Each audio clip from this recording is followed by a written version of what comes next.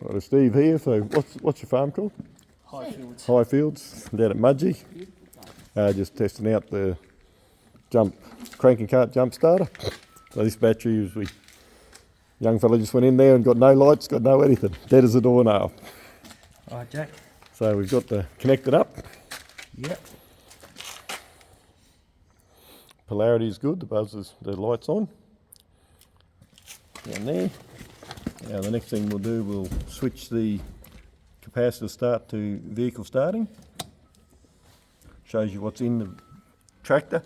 As you see, there's about 6 volts in it. When we're ready to start, we push that button down at the same time as we do the cranking. You all right, Jack?